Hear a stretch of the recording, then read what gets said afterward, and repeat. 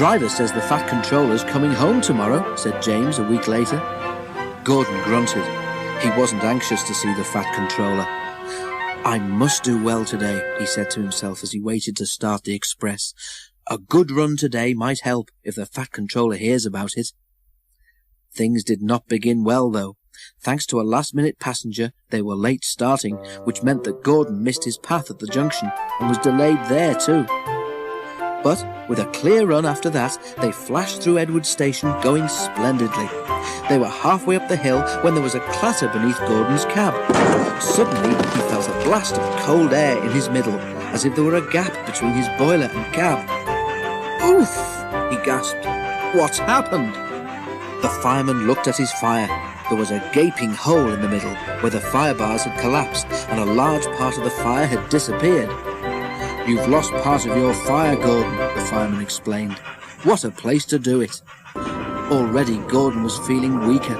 Without a full fire, his steam pressure and speed fell quickly.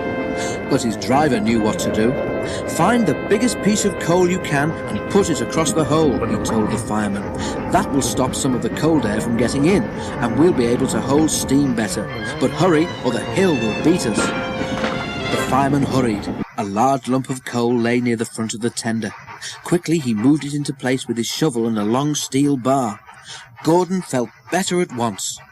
"Now build the fire gently round the edges," said the driver, and, as the fireman did so, the driver adjusted Gordon's controls to make the best use of his steam. "Right, Gordon," he said when the fireman had finished. "Now it's up to you." Gordon tried his hardest, but it was tough going.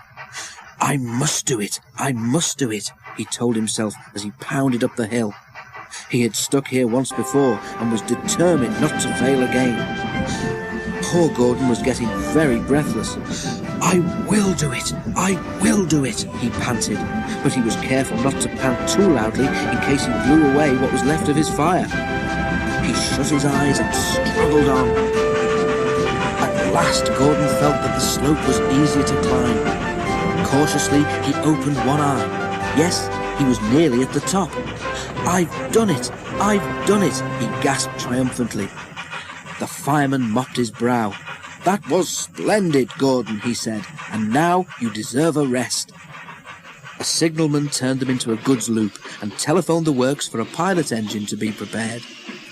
While they waited, the passengers got out and told Gordon what a useful engine he was. At the end of the line, the Fat Controller was waiting. To Gordon's surprise, he was smiling. "Thank you, Gordon, for a splendid effort. I am pleased with your work today, though certain, other things leave much to—" But just then, a whistle blew, and the Fat Controller had to hurry to his carriage. Once again, poor Gordon was left in suspense.